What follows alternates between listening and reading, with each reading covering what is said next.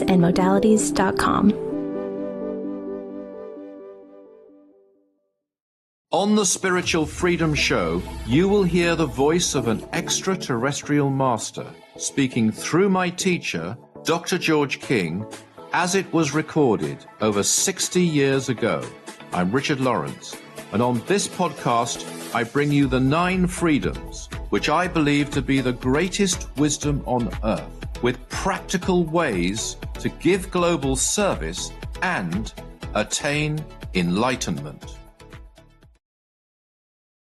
We are all born with gifts that we are meant to use to improve the world. Join me, Vicki Todd, and Dr. Pat on Shine, Delusion, Shine, the radical art of dreaming beyond boundaries, each 4th Thursday at 11 a.m. Pacific on Transformation Talk Radio. Shine, Delusion, Shine is a...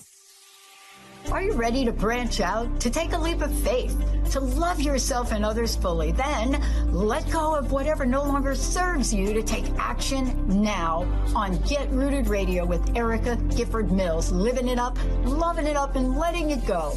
Erica will energize and excite you to power up your passionate dream that sets your soul on fire. With Erica's E3 approach, equipping, empowering, and enlightening yourself so you can be yourself for yourself. Get ready and get rooted to live a life without regrets, without what ifs, without should haves, and especially without empty feelings from a life unexplored. This hit show helps you build powerful and intentional roots to live it up, love it up, and let it go. Get fearlessly ready and powerfully rooted in your yes with your host, Erica Gifford Mills, and be fearless about your more and stand in your yes. Now on Get Rooted Radio.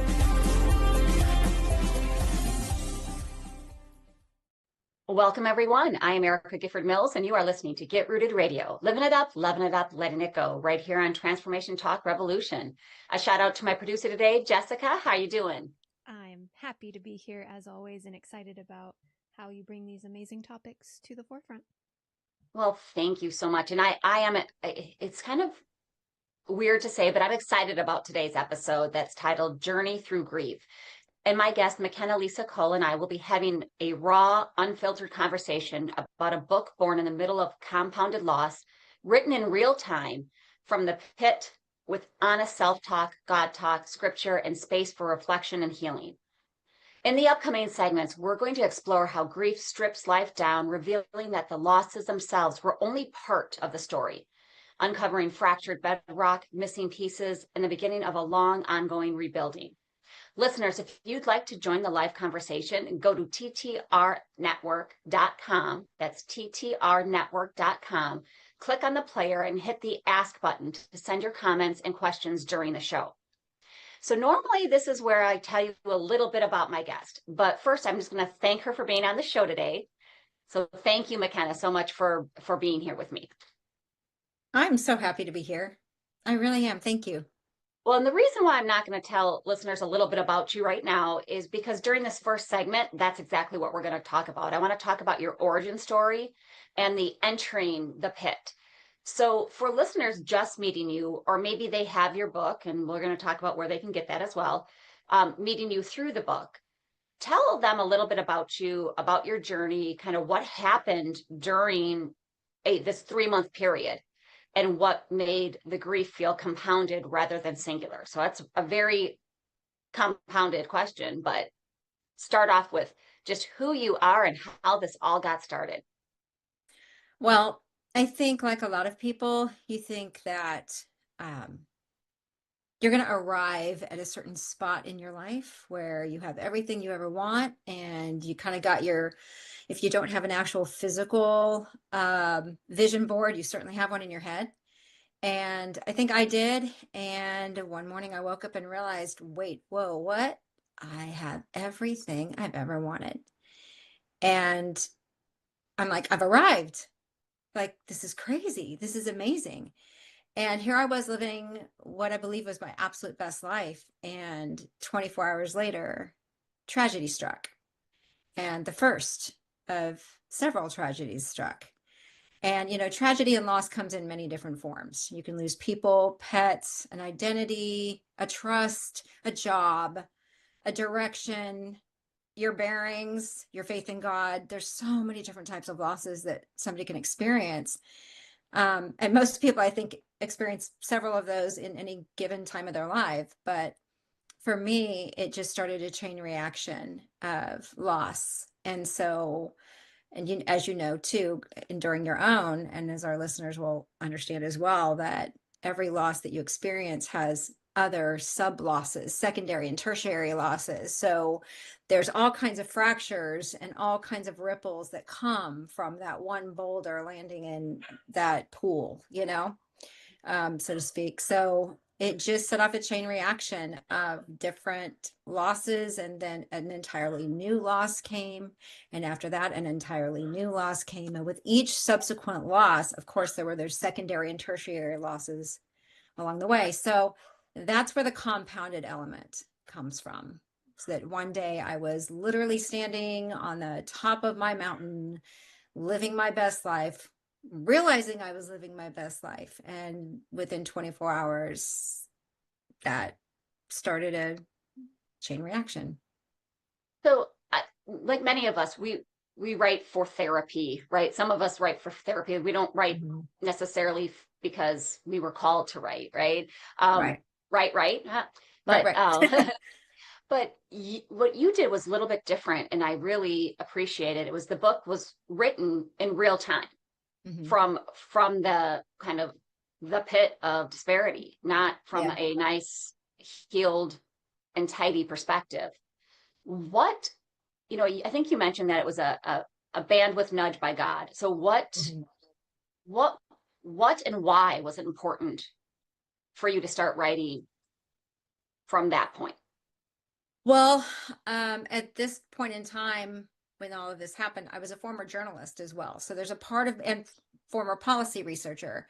So there was a part of me that is kind of geared to record the facts and analyze the facts, void of emotion, just analyze the facts.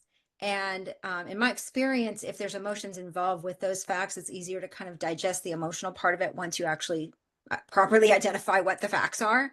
So for me, that bandwidth nudge, as you talk about, God just put on my heart from the very first day, this is a situation, honey, that could get really complicated really quickly. And so he just encouraged me to sit down and just write a word, write a phrase, write a sentence, write something to just kind of document the facts as we go, so that you can come back later and look at them as I wired you to do, right? So here's a perfect example of my professional life coming in and helping me out personally, right? And so I just felt this need, I needed to get rid of, open up emotional and mental bandwidth so that I had room for the next facts that came in. And that's how a phrase, a sentence, whatever, turned into a paragraph, a page, a chapter. It's just that I wanted to be able to just get it all out and then come back and look at it later, but I wanted to look at it honestly. I didn't want the retrospective view to then come back and maybe I'm revising history in my recollection. I wanted to know the absolute facts, dirty, ugly, gritty, unhinged, victorious, whatever they were. So you are using it just as you did in your book right here. You're using very vivid imagery. We have the pit, isolation. It really pulls readers in. But what did writing from that place cost you emotionally? And what did you get from it in return? What was the give and take? It's a great question. The toll that it took on me to do that was that it required me, in order to be successful in that effort, really getting the facts down, opening up that emotional bandwidth for the next set of facts. The honesty sometimes can be excruciating. And there's a reason why a lot of people and myself included, have times where they're more comfortable maybe not being quite so honest, is because it can be really, really painful. So that was the cost. The benefit is that what I ended up with each day, each moment, was a very honest, unfiltered recollection of exactly where I was when I was there.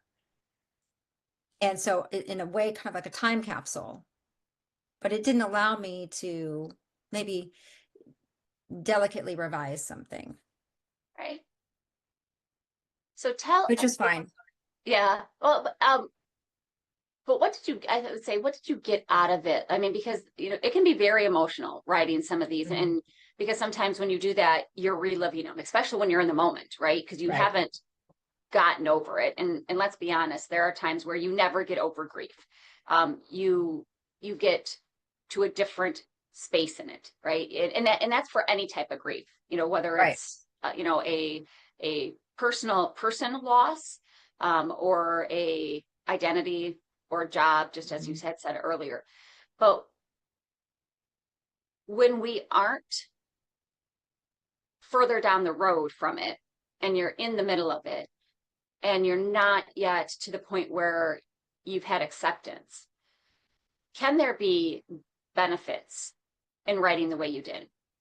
Oh, yeah, absolutely. And the funny thing is, not necessarily when I was writing it, because throughout the book, I refer to, on any given day, going back and rereading what I had written and expanding on it, because some of those little words or phrases acted like fact ripcords, where I could just like see that phrase or see that word, and it would open up all of the minutia around it, right? All the details. So I referenced going back and rereading what I had written, and every single time I went back and did that, I didn't realize I was writing a book at the time. I thought I didn't even know why I was writing, other than the emotional bandwidth aspect of it. But just going back and reading where I was,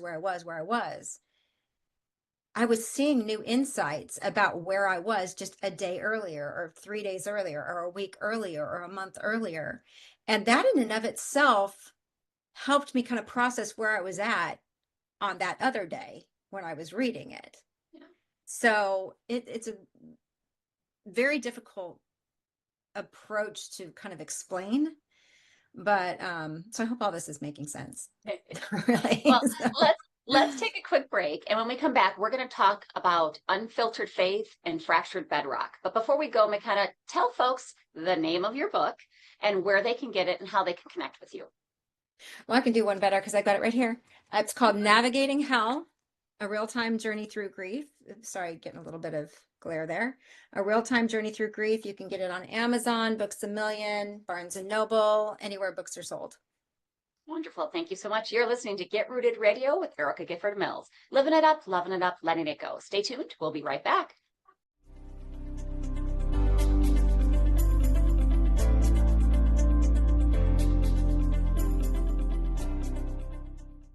Erica Gifford Mills has written the book that is about to change your life. If you yearn to branch out, to take a leap of faith, to love yourself and others fully, and to finally let go of whatever no longer serves you, then Erica's book, The Rooted Life, Live, Love, Let Go, is for you. Readers will learn about how their values affect every aspect of their lives, why self-care and self-love is a critical first step to stopping limiting beliefs and negative thoughts in their tracks. The Rooted Life, Live, Love, Let Go teaches readers who are ready to unlearn unhealthy patterns to set, communicate, and keep their boundaries, to live with passion on purpose, and to create goals with the intention of putting them into action. Once you pick up your own copy along with the companion workbook, you'll be one step closer to being fully equipped, empowered, and enlightened on your path to be yourself for yourself. If you're ready to plant powerful and intentional roots to live it up, love it up, and let it go, visit getrootedradio.com. Tired of feeling exhausted as a parent? I would love to help you with a new vision for yourself that is focused on intentional wellness parenting. My name is Aurelie Cormier, and I have over 40 years experience with complex cancer patients. I offer consultations, coaching, and educational programs for parents who want to boost their health and reduce risk of disease, especially cancer. For more information, go to oralycormier.com. Are you ready to listen to your soul? Discover the power of pausing and turning in on Our Soul Whisper with Kathy Belmont and Dr. Pat. This sacred show offers a safe space for self-discovery, healing, and soulful transformation.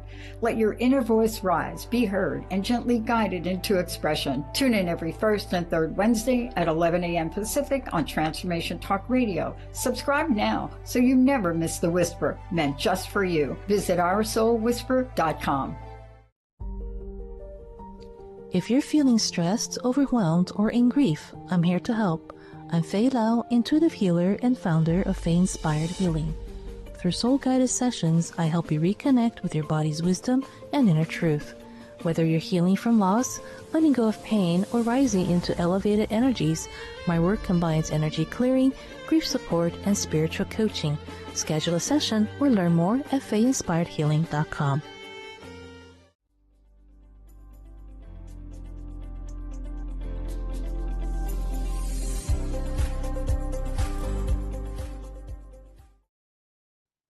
Welcome back to Get Rooted Radio with Erica Gifford Mills. Living it up, loving it up, letting it go. If you missed any portion of today's episode, you can catch it on getrootedradio.com. Don't forget to subscribe online to receive the latest news, events, specials, and words of encouragement. Go to getrootedradio.com. Welcome back to my guest, McKenna Lisa Cole. Thank you so much for being on the show today. I'm so excited to be here. I really am. Well, during our first segment, we discussed your origin story and entering the pit, as you call it.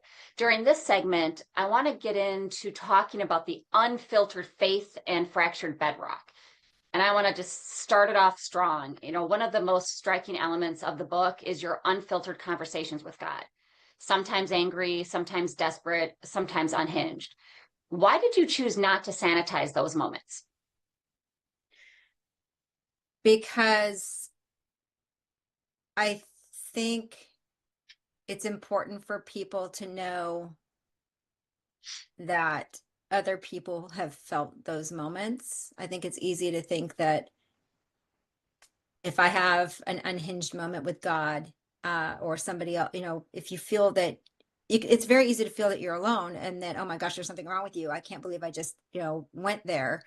But the fact of the matter is that God already knows what you're genuinely feeling. So from a God perspective, from having those moments even happen at all, it didn't make sense for me to try to fake it with him, because then I'm just a liar and I'm hurting. Why not just be honestly hurting in front of his throne?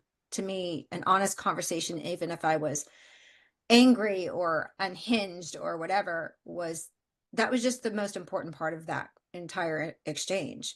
And for including that in the book in that way, I just think it's important for people to go, wow, okay, I can't believe she just admitted that, but I'm really glad she did, because I can relate, because I've felt that way. And, I felt X, Y, or Z about it. But just to really kind of give permission in a way, I hate to say it like that, but give permission in a way to let people feel comfortable approaching God with pure, unadulterated honesty. Well, it shows authenticity to readers. And I felt this. I was pissed off at God, and my brother-in-law is a deacon, and I said, I'm pissed. I'm mad, and he goes, well, good, you should be. And he says, and if you think he doesn't know that, then you're mistaken as well. Right. But that's normal. Right. It's a normal reaction to be angry and to be upset, to be hurt, to feel let down, and have that conversation about it, which, as you said, that gave me permission to then go just dump. Right. And I think that's important. I've also, the book itself. So some people might think, oh, wait, is it more for people of faith? But I believe you have said that this is for those who have a chip on their shoulder, right, about God. So both for people who maybe aren't truly a person of faith, as you might describe it. What do you hope that those listeners or readers hear in your throwdowns with God? Um, answering to your point first about like kind of who's it for. Yeah. I was what probably the general Christian world would call a backslidden Christian at this point when all this was happening. So I had been raised in the church. I had a very serious relationship with the Lord since I was a child, and that had been a prevailing theme throughout my life. But nonetheless, at this point in my life, I wasn't there. I wasn't there in all of the wonderful, amazing ways that I would want to have been. And that's why I mentioned earlier, it felt like I was living my best life. But obviously in many ways I wasn't. But it's just that whether you're a believer, not a believer, whatever, I think just it's okay to be angry. Like you said, it's okay to be honest, because nothing's ever going to get resolved. Nothing's ever going to heal if you're fake about it. Nothing's ever going to be resolved unless, you can't have a solution to something if you don't properly identify it. Yeah. And the honesty just helps you properly identify what you're feeling and being able to put words to feelings and words to thoughts that maybe are hard to categorize. So I just think whether it's to yourself or to God, it's honest. And I definitely know, next time that we're definitely going to be getting into that inventory, identity, and rebuilding. But as you were going through some of the losses, you got into uncovering some fractured bedrock, so to speak. What were you surprised most about what grief uncovered? Like some of the maybe old wounds or patterns or coping mechanisms. What were you surprised about the most? I think I was surprised that I had been sabotaging my life my whole life. Through fear, through insecurity, through feeling like I didn't really know where I belonged. And all of that is explained in detail in the book as to why I felt those things. But I think it was just that, oh my gosh, I have been my own worst enemy my whole life. And just the discovery of like where those tripwires were that had been allowing me or even encouraging me to sabotage myself in a variety of areas. Yeah. And I think we do that a lot, just as humans, right? We have those limiting beliefs or the old stories that we tell ourselves that we think are gone, but can be unearthed during certain events. Now, there is a line of thought in the book that suggests anguish created a strange kind of safety for honesty. Can you explain that paradox and why grief sometimes tells the truth faster than comfort ever could? Because I was already hurting so much. And as I mentioned earlier, it can be very painful to be honest. Well, I was already hurting so much. So what's a little bit more, pain, and at that point, I don't think that being honest would have made me hurt any worse than I was already hurting anyway. Yeah. So I think that's just, it is what that is. Just, it provides like a nice, safe place. Yeah. Because you're already hurting. Yeah. You're kind of already at the bottom of the barrel. What's left? Right. You can't fall anymore. Right. And in the pit analogy that I use throughout the book, when I slam into the pit floor, and I'm very graphic about that moment of where is it that I find the actual pit's bottom, and it's not right away. That moment is just a jostling moment of almost honest equilibrium being found as well. Do you know what I'm saying? The honesty just helped me know where I was at all given times. And again, the pain was so visceral, and it was so many open wounds that it just really didn't even matter. I might as well be honest. And it's, when you say you have the unfiltered unfiltered faith, were you to a point that you were just giving it to God and let it be what it is, or did you try to fight that? Throughout the book, there's kind of this, with each tragedy, with each loss, with each surge of pain, there's this continued callous being built up with God. And I'm telling him all about it as I go. And that is kind of the chip on my shoulder part of it as well. And it gets to the point where I just explode and implode kind of at the same time. And it just shatters. And all of a sudden, I just feel like all of this stone just shattering from around my heart. And I have that realization of kind of like I'd reached critical mass. Yeah. And I'm like, I just can't take this anymore. And then that's when I realized and fell right on my face before God and said, what in the world have I let built up here? And then it shifts a bit. There's still the waves, there's still the reverberations. But just that moment of just shattering that had been building the whole time. What would you recommend for readers when they start feeling those stages, when they have that, the unfiltered faith or the fractured bedrocks? What would you suggest that they do? How they look inward to themselves or outward to God? Well, I think, again, the core is just honesty, just being honest with wherever you're at. And sometimes surviving grief can be a moment at a time, a breath at a time, a heartbeat at a time, a day at a time, a week at a time. And you got to find what your piece is that you can chew on at any given moment. And right now, in this moment, somebody listening might say, hey, I only got heartbeat to heartbeat. That's all I got right now. Heartbeat to heartbeat. I'm struggling to breathe. I've just got heartbeat to heartbeat, and that's okay.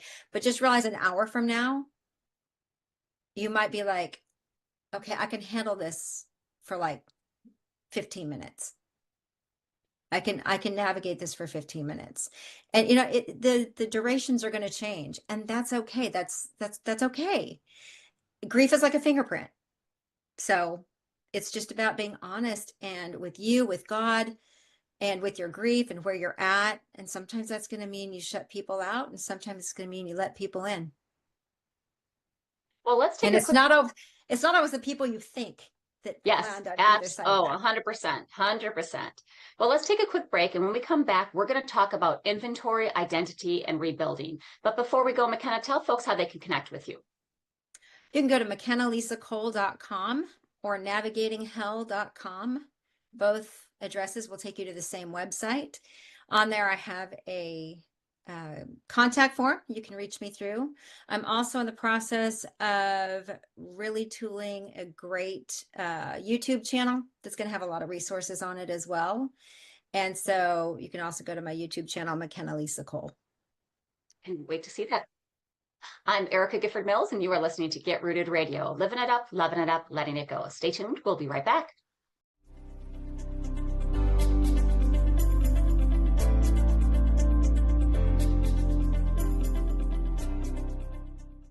Erica Gifford Mills has written the book that is about to change your life. If you yearn to branch out, to take a leap of faith, to love yourself and others fully, and to finally let go of whatever no longer serves you, then Erica's book, The Rooted Life, Live, Love, Let Go, is for you. Readers will learn about how their values affect every aspect of their lives, why self-care and self-love is a critical first step to stopping limiting beliefs and negative thoughts in their tracks. The Rooted Life, Live, Love, Let Go teaches readers who are ready to unlearn unhealthy patterns, to set, communicate, and keep their boundaries, to live with passion on purpose, and to create goals with the intention of putting them into action. Once you pick up your own copy along with the companion workbook, you'll be one step closer to being fully equipped, empowered, and enlightened on your path to be yourself for yourself. If you're ready to plant powerful and intentional roots to live it up, love it up, and let it go, visit GetRootedRadio.com.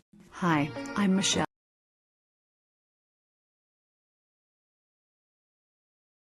I want to welcome you to the Real Healing Institute. This is your invitation to my spiritual circles, where your energy is read, your life receives channeled clarity, and your soul is mirrored by others walking this path with you. Come and be seen, guided, and activated. These spiritual circles are sacred containers, personal energy readings, channeled guidance for your life, and a conscious community where insights flow and souls remember who they are. Visit therealhealinginstitute.com to sign up. I'm Tristan, a shaman, astrologer, and human design reader. I help unravel spiritual ideas to create change and growth in your life. Whether you are just beginning or need a knowledgeable best friend with the next phase of your journey, I'm here to help. Think of me as your pragmatic shaman bestie. I work with high-vibe, lovely people like yourself in personalized sessions that will leave you with a sense of clarity that energizes you to make impactful change. Connect with me, your pragmatic shaman bestie, at musingsandmodalities.com. Vicki Todd is a memoir artist and sculptor whose female nude figures have been featured in juried group and solo shows in New Mexico and beyond. She is also a playwright and performed a one-woman show called Shine, Happy Shine, and recently wrote a second play, Does This Make Me Delusional?, which she hopes will hit the stage in the near future. You can view Vicki's artwork and one-woman show at vickyworldart.com. That's vickyworldart.com.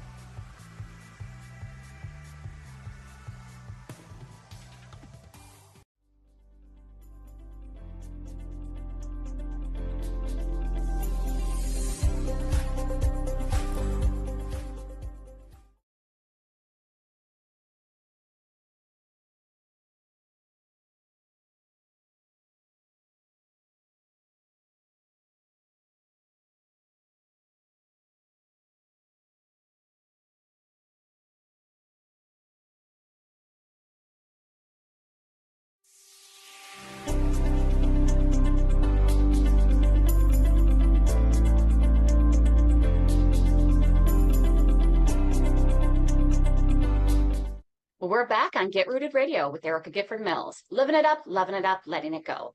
Don't forget to visit getrootedradio.com to listen to a replay of this episode, sign up for helpful tips, and learn about upcoming events. That's getrootedradio.com. Welcome back to my guest, McKenna Lisa Cole. Thank you so much for being on the show today. Happy to be here. So during the last segments, we discussed your origin story, unfiltered faith, and fractured bedrock. And during this segment, I want to get into discussing inventory, identity, and rebuilding. So one of the things that you had said was you had described yourself as a jalopy, that while you were moving forward, pieces quietly would fall off over time. So when everything stopped, what did you notice was missing or malfunctioning or somehow still intact? Well, a little bit of everything. It's a short form of that. As I was progressing through this grief navigation, I realized that there were just things that were naturally falling off me. Old mindsets, old goals, old dreams, old scars, actually, in some ways. There were also new scars that I had discovered, obviously, because that's kind of the aftermath that grief likes to leave, kind of the gift that keeps on giving. But it really, there's, especially in the latter half of the book, it really gets into a lot of that. And there's still a reference back to the losses, but what I'm actually starting to find is actually more of the focus, which really surprised me. I'm so glad I wrote this book, if for no one else than me, because I can go back and trace that and be like, oh my gosh, like I can't believe that a book about so much loss, I ended up finding so much as well about me. And so it just really did help me. I think when your perspective changes, when you're stripped down to the bone marrow and the distractions are kind of gone, and it's really just you looking at you standing before God looking at you see things that you don't see any other way, any other time. And that's what happened to me. And so in that sense, I was able to also sit there and go, okay, this is cool. So I didn't even know I had that part of me, but I like that. So I think I want to develop that a little bit more. And oh, I never saw that before, but really, that's me too. Okay, well, let's take that out for a spin. So it really was, the rebuilding process was not just new things coming in, but is also me seeing things that I think had been in me my whole life just for the first time. The book holds both insider and outsider perspectives at the same time. How did that dual awareness change the way you understood yourself and your grief? Oh, this is such a great question. So while I'm trying to help other people grieve without giving away too much, while I'm trying to help other people close to me grieve, I also had people trying to help me grieve separately from those other people. And I found myself making decisions about who stays, who goes. And some people just disqualified themselves, and other people qualified themselves. And like I referenced earlier, I was very surprised at who ended up on which side of that, because there were people I thought would be the first to show up that either didn't, or they showed up in a way that was not helpful. And there were other people who I never would have thought would drop everything and show up, who did. And they not only showed up, but they showed up in like the most like disarmed way possible, being like, I don't know what to do for you, so I'm just gonna be. Anyone who's gone through grief knows that sometimes that's mostly, actually, probably most of the time, the most powerful thing that somebody can do is just be present. Just be present. You know, say the right things, no platitudes, no nonsense, just be here. Just sit here. And so I had the right people for that moment show up, but they were the unexpected right people who showed up. Well, at the same time, here I am also getting shut out by the people that I'm trying to comfort. I'm on the receiving end of some of that discrimination as well, as far as like which side I'm going to be on. And so it really helped me understand the people I was shutting out and why. It helped me understand why I was getting shut out. Yeah. And so having both perspectives at the same time also helped me be a better supporter for the people who were trying to shut me out. And eventually it helped me see how I could be let in and be helpful. So having both perspectives was insanely valuable. Now, throughout the course of the book, you lived a lot of lives since that this was written and since everything kind of happened, right? You had, and fill in what I might miss, you've had music, acting, research, academics, fitness, relationships, loss, massive life changes, just in general. How did the healing that began in the book prepare you for what came later?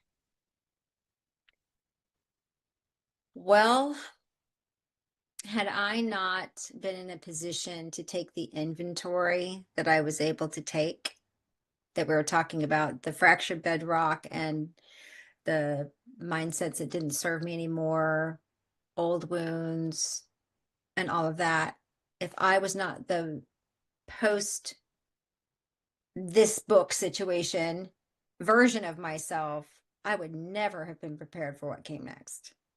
So in that sense, a few years ago, I lost my dad. And even though it was through a prolonged illness, and the things in the book are all very sudden, it helped me understand in kind of a shorthand version what I was probably going to experience, how I could be kinder to myself, how I could make sure that I like applied the lessons that I learned, the good and the bad that I did, the right and the wrong that I did the first time, even though I was a different person now, you know, a few years ago, because this book, what happened in the book happened 20 years ago this year. And so it really did help me enter into the loss of my father in a way that I think I had some equilibrium, as horrific and horrible and devastating as it was. I was able to use the previous grief extravaganza and just be gentler with myself going through. So would you say that your grief has not only shaped your healing, but maybe your leadership in the sense of self and the boundaries that you set? Oh, absolutely. Absolutely. And by no means do I have it all figured out. And I'm not even going to pretend that I do, because I have made plenty of mistakes over the last 20 years. And I guess that part of those mistakes actually came from taking the new parts of myself on that test drive. And so there's just an additional, I don't even think I'm kind of done healing from everything. It really just continues to kind of piggyback onto the next thing, on the next thing, on the next thing, which is another important aspect of dealing with grief, honestly, is that you can also get honest results. You don't end up with a solution or a fix with something, but the problem or the situation wasn't appropriately defined. And so now you have a solution and a scar that don't match up. If you're honest about your scars, you'll get an honest solution. And so I think that's just kind of the learning process that I continue to be on. I'm still navigating, right? Aren't we all? Yep. Oh, for sure. For sure. So we're going to take a quick break. And when we come back, we're going to finish out the show with the topic of still becoming. Perfect time to take that break. Oh, okay. But before we go, tell folks how they can get a copy of your book and how they can connect with you. Okay. Copy of the book available on Amazon or Barnes & Noble, Books A Million, anywhere books are sold. And if you have trouble finding a copy for any reason whatsoever, you can always go to my website, McKennaLisaCole.com, navigatinghell.com, fill out a contact form if you need any guidance on any of that, or even if you have any feedback. I love hearing from readers, love hearing what your thoughts are, love hearing your story, because your story is just as powerful as my story, is just as important. I love hearing from readers. So you can always reach out to me there. Please do, even if it's just a sentence or two, please do, because I love it. This is Get Rooted Radio with Erica Gifford Mills. Living it up, loving it up, letting it go. Stay tuned. We'll be right back.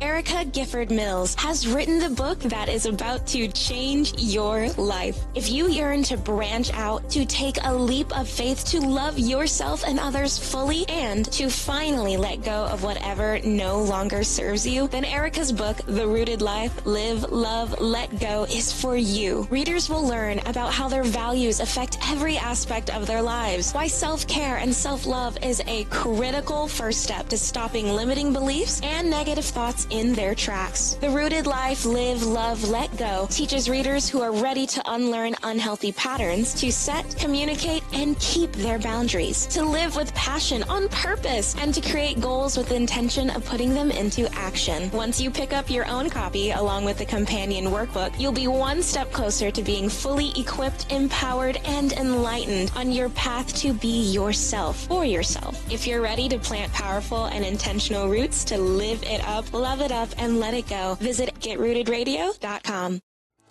Festa della Donna with Esther Graham honors all women far beyond a single day of celebration. Regardless of your race, gender, sexual orientation, or religion, Esther helps you rise to your full potential to live fully in God's plan and to do what you were divinely created to do. Festa della Donna offers programs that help you fulfill your dreams and desires. For more information and to get your free copy of the Festa della Donna Retreat Self-Care Guide, visit fdbwomen.com. Want a speaker who can inspire your audience and keep them laughing and learning all in the same moment? I'm Erica Gummany, and that's exactly what I hope to do when blending personal stories, deeper spiritual insights, and practical wisdom with a whole lot of humor that keeps everyone engaged. My intention is to create safe, transformative spaces where real growth and connection happen. Book me to speak or facilitate something amazing at yourpivotalpoint.com.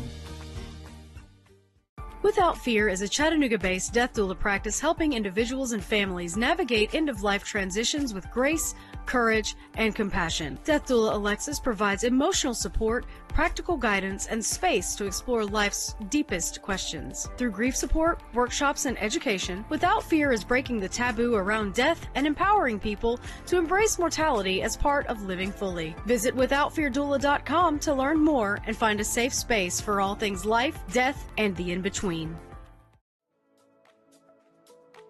There is more to life than simply surviving or even thriving. There's flourishing. High performance and quantum success coach Beth Larson helps you calibrate and elevate your life. Beth specializes in working with women who want more from their life, more energy, joy, passion, connection, and more meaning. As your coach, she will help you get clear about your life, prioritize what's important, and become a master of your energy. Visit BethLarsonCoaching.com.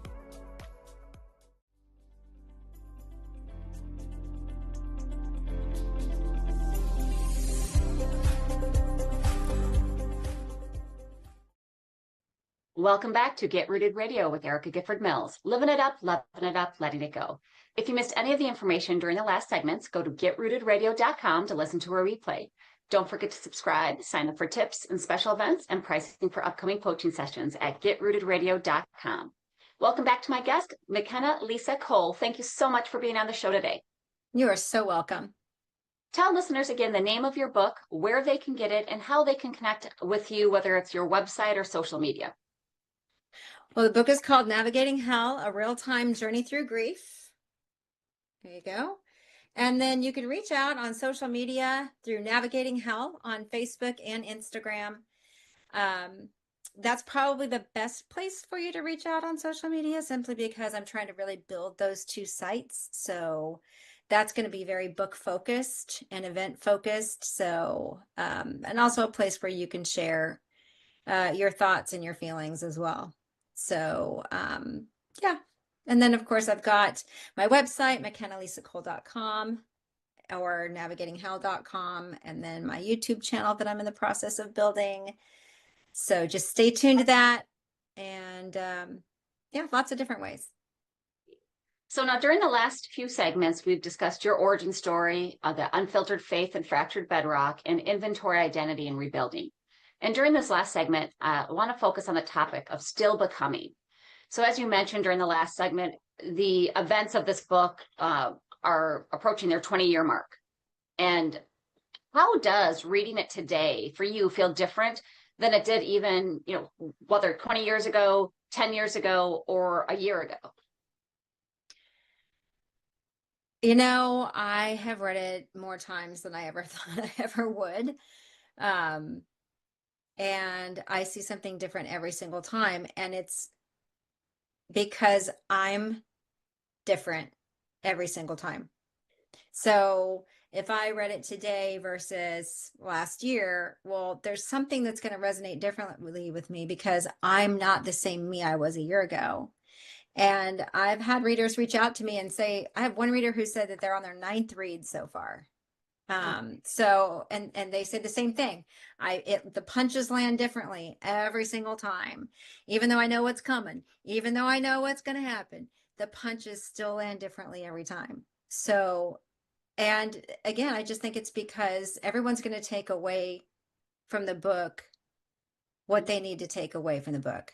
And it's where their story overlaps with mine, where their language overlaps with mine, that's what's so personal about it. It's just because people are just it's going to resonate the way that it resonates. And I'm no different, right? Every time I read it, it's going to be different. So coming up here on the 20 years, I've already decided that I'm start taking notes. And because I want to, as I relive the events, because 20 years ago right now, everything was great. 20 years ago right now, the whole book starts in June. So 20 years ago this month, everything was wonderful. So I've already started to kind of take these little notes as to how I feel looking back on that 20 years ago and what was so great. So I anticipate that I'm probably going to make those retrospective notes continuing on through the entirety of the 3-month span of the book, just to get the 20 years later perspective on what happened. And It that's should good be kind of because, interesting. yeah, definitely. I want to hear how that comes out. Now, just as you revisit, and you said your readers revisit, and it's because the book itself hasn't changed. The facts in the book, the Right. book itself, it's the same book as it was, but you have. So, what is grief still teaching you now?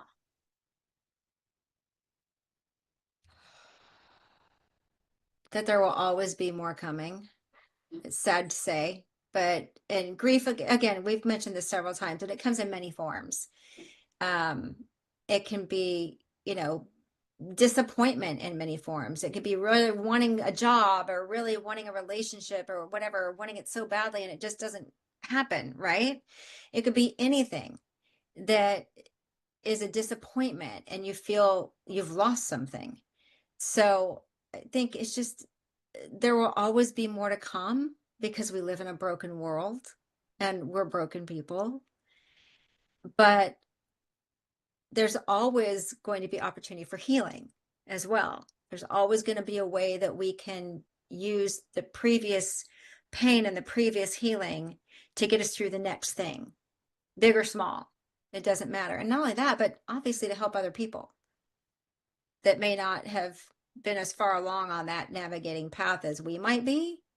It gives a lot of hope to people. So I think it's just, I don't think there's any such thing as pain without hope, in the sense that it's available. If you choose not to take it, that's obviously a choice. But I think that there's just always something more to learn. There's always something more to expand on. There's something more to find in yourself that is, and there's always more to come. And I hate to say that. I know it doesn't sound very hopeful and exciting, but the good thing is we're always going to be more prepared for it. With each wave. An opportunity, right? Nobody wants to have to go through grief, but how do we learn from it? It's just like problems and troubles and all this, right? How do we take from this to learn to be better for ourselves and for others? Right. Now, so for anyone who's listening who might be in their pit, who might be maybe avoiding their own grief, or who's trying to walk along someone who is either in the pit or during their avoiding their grief, what do you want them to know about healing, about wholeness, and the permission to still be becoming? It will never happen. The healing will never happen without honesty. It just won't. Real healing, genuine healing will not happen without genuine honesty. And it's not about like slapping yourself in the face with reality all at once. I mean, that'll be super, super overwhelming and it wouldn't be very beneficial. But it's about finding maybe the low-hanging fruit, something that you can be honest about on this day. Maybe what you need to be honest about is taking a little bit better care of yourself. Maybe you just need to be honest about giving yourself a little bit more of a break. Maybe you need to be honest about, I feel like I'm in an unsafe situation. I need to find something in my life that's safe, or a person that is safe. It's just finding that moment where you can have honesty. Maybe it's just in a silent prayer, driving down the road to work. Maybe it's just reaching out to the Lord and saying, hey, I don't know what I'm doing. I don't know what's going on. Just show me. It starts small. It doesn't start with some big grandiose gesture necessarily. Yeah. Well, is there anything else you would like our listeners to know about navigating hell, the journey of grief, or anything else that you would like to share with them? Well, like I mentioned earlier, grief is a fingerprint. So yours isn't going to be like anybody else's. And even though there's some similarities, there's some similar file folders of emotions that people experience and similar waves of mental or emotional, facts and figures and processing that we go through. We can have a similarity. There's a language, a shared language, but there's not really a shared experience. because the minutia of your experience is genuinely your experience. Now, there might be a temptation to go, oh, great, well, then I really am alone. That's not what I'm saying at all. In fact, it's quite the opposite. There is a shared language, and your story is just as important as anybody else's story. So it's important to, again, be honest in a dose that you can handle it. Keep taking a breath and understand that what you're going through, you are navigating and you are figuring it out. It's not necessarily that you're stagnant. It's not necessarily that you're, just locked into some frozen stance. If you feel that you are, that awareness in and of itself might actually indicate that you are moving forward. So moving forward comes in a lot of different manifestations. Just be honest about it. Thank you so much, McKenna, for being on the show today. You're welcome. Thank you for having me. Yeah, and I want to thank you all for tuning in to Get Rooted Radio. If you missed any part of today's episode or want to listen again, go to getrootedradio.com for the podcast. And don't forget to tune in the first and third Monday of each month at 5 p.m. Eastern, 4 p.m. Central, and 2 p.m. Pacific right here on Transformation Talk Revolution. And a question and invitation for you. Have you been yearning to get on the stage? Everything begins with a single decision to lead like a woman. The journey starts inside the Women of Influence Accelerator, a high-level 6-week virtual speaker training designed to prepare women to rise, refine their message, and own the stage with clarity and confidence. From there, graduates ascend to the global spotlight at the International Women Speaker Summit on May 16th, the stage where women from around the world gather to rise, speak, and claim their power publicly. And as these women grow in visibility and impact, the journey culminates in the red carpet recognition dinner, a celebration honoring those who have risen, led, and used their voices to create meaningful change. So the accelerator prepares you, the summit elevates you, and the red carpet dinner recognizes and honors you. Message me to find out how you can join the movement. And as we close out today's episode, I want to remind you that you are worthy. If you are hurting or need help, please know the world needs you and is a better place with you in it. Don't let the hard days win. Reach out for assistance. Call or text the 988 Suicide and Crisis Lifeline, or text HOME, HOME, to 741-741 to reach a trained crisis counselor through the crisis text line. Both are available 24 hours a day, 7 days a week, and are free. Thank you for tuning in. I'm looking forward to the next time on Get Rooted Radio with Erica Gifford Mills. Living it up, loving it up, letting it go. Goodbye, everyone.